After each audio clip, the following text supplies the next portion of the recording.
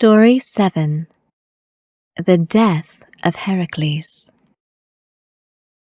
The 8th, 9th, and 10th labours of Heracles were to catch King Diomedes' mares, fierce animals which breathed flames through their nostrils and which fed on human flesh; to catch the Cretan bull which devastated crops and decimated flocks on the island; and to catch the red cattle guarded by Geryon the giant. He was a two-legged monster with 3 bodies joined at the waist, 3 heads and 6 arms.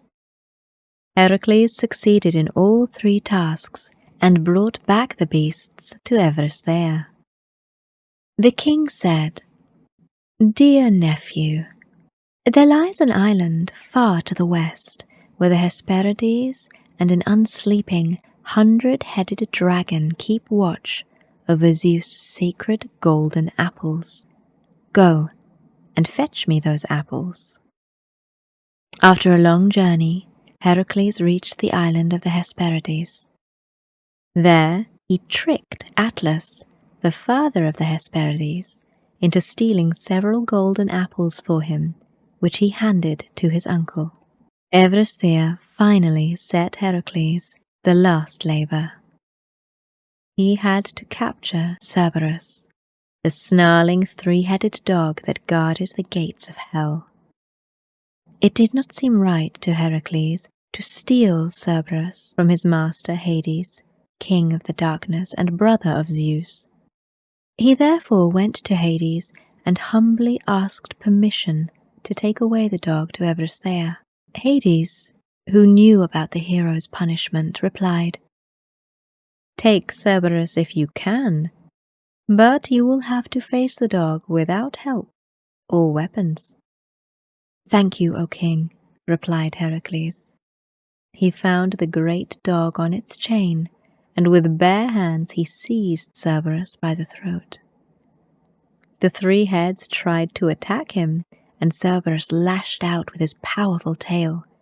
But Heracles hung on to the dog, gripping it firmly by its 3 throats. Cerberus gave in to Heracles and meekly followed him all the way to Everesthea, who, upon seeing the beast from hell, screamed with terror, "Remove this monster, and go away, Heracles, be gone!" Heracles had completed the 12 labours and obtained pardon from the gods. He left the land of Tyrians and continued to roam the world.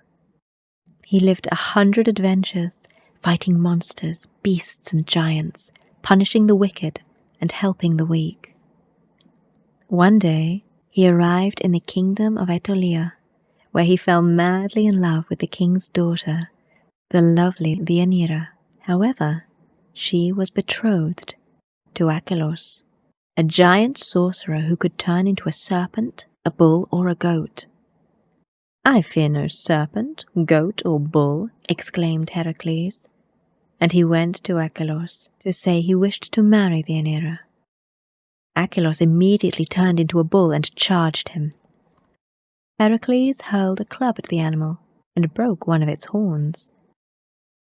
Humiliated, Achelous became human once more and said, "Enough.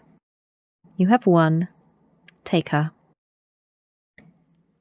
Heracles married Deianira, and the happy couple led a wonderful life, drifting from one land to the next, experiencing a new adventure every time. But it was not meant to last. One day they came to the river Evinos in full flood. Heracles asked the centaur Nessus for assistance. Nessus replied, "I shall be delighted to carry your wife across the river, O Heracles." Heracles hurled his bow and club to the far bank and swam across. Nessus, as soon as Heracles reached the other side, put Deianira on his back, but instead of crossing the river he galloped away, intending to abduct her. Hearing the screams of his wife, Heracles drew a poisoned arrow to his bow and pierced Nessus through the heart. The agonized centaur moaned. Deianira, I feel death upon me. I did not mean to offend you, but I only wanted to show you my love. Will you forgive me if I tell you that you can make a potion from the blood of my wound? If you should feel one day that Heracles no longer loves you, soak his shirt in this potion, and he will love you more than ever. So speaking, Nessus died. Several years passed, and one day, suspecting that Heracles no longer loved her, Deianira soaked one of his shirts in the potion and made him wear it. Horror. Nessus had lied. He knew that Heracles' arrows had been dipped in the poisonous blood of the nine-headed Hydra.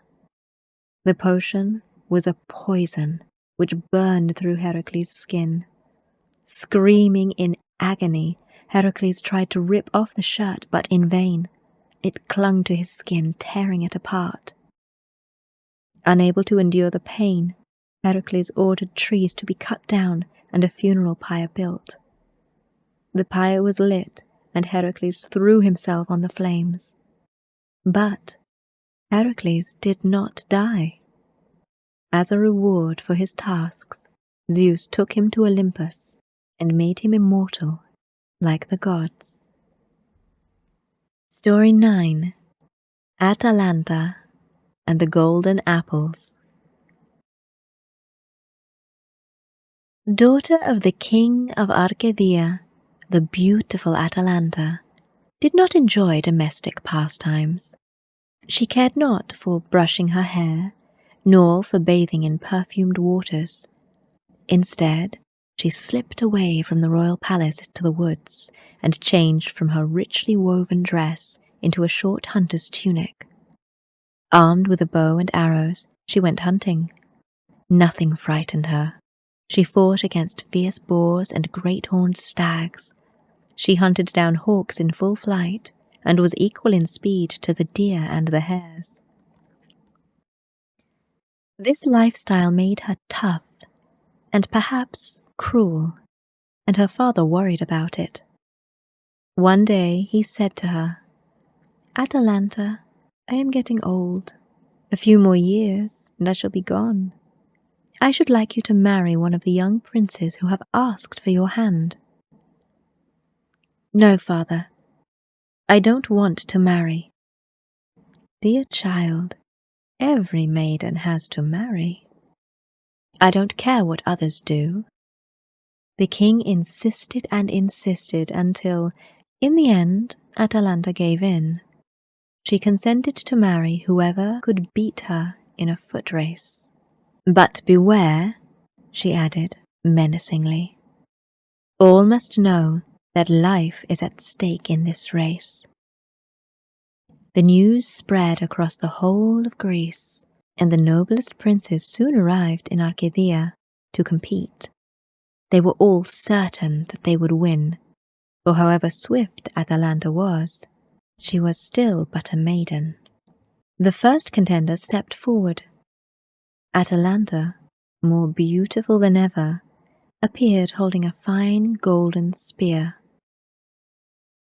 "You go first," she said, smiling to the prince. "However fast you are, I shall catch you up. You know that you are risking your life." "I am, O fair maiden, but I am convinced I shall win." "Then go."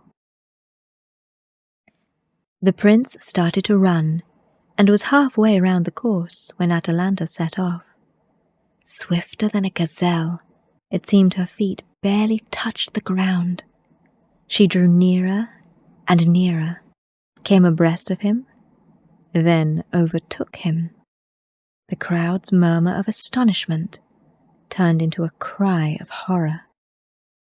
Atalanta, without stopping, turned around and pierced the prince with her golden spear. The unfortunate youth rolled dead in the dust. Several young men tried, but no one surpassed Atalanta. No one married her. Instead, they all died. who was brave enough to challenge her. There was still one young man. Prince Melanion knew that Atalanta was as cruel as she was beautiful. But he was so hopelessly in love with her that he was prepared to risk his life. "Don't do it," they all told him. "You will die." "Yes, perhaps, but I shall be happy to die by Atalanta's hand." These words so greatly impressed Aphrodite, the goddess of love, that she descended from Olympus and appeared before Melanion. "Young man, you stand no chance of beating Atalanta in the race. But I don't want you to die. I shall therefore give you what you need to win."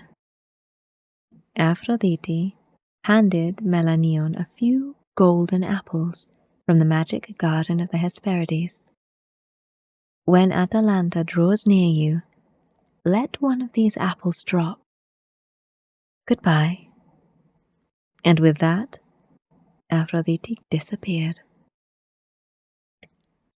Come the day of the race, Atalanta, proud and beautiful, turned a pitiful glance towards Melanion. She thought, "What a shame to have to kill such a handsome and kindly youth." But destiny must take its course. Addressing him, she said, "Go first, Melanion, and farewell." "Not farewell," replied the smiling youth, "but only goodbye, dear wife." And he set off.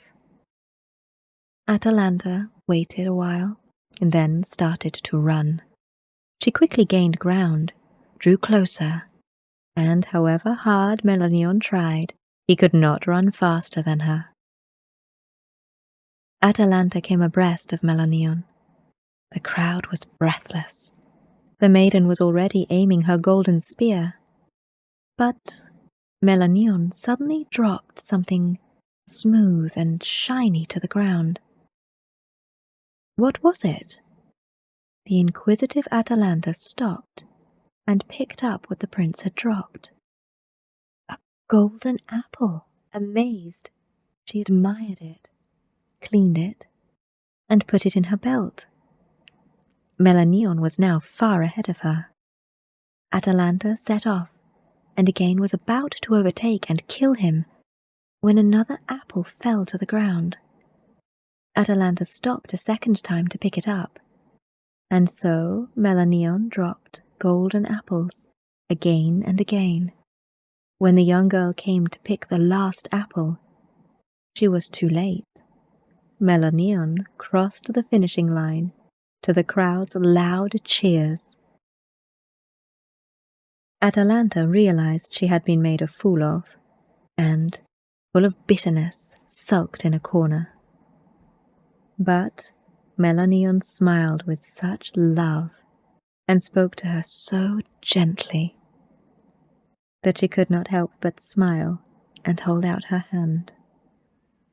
It was deceit, but deceit from Aphrodite, the goddess of love. By Melanion's side, Atalanta became a kind and loving wife.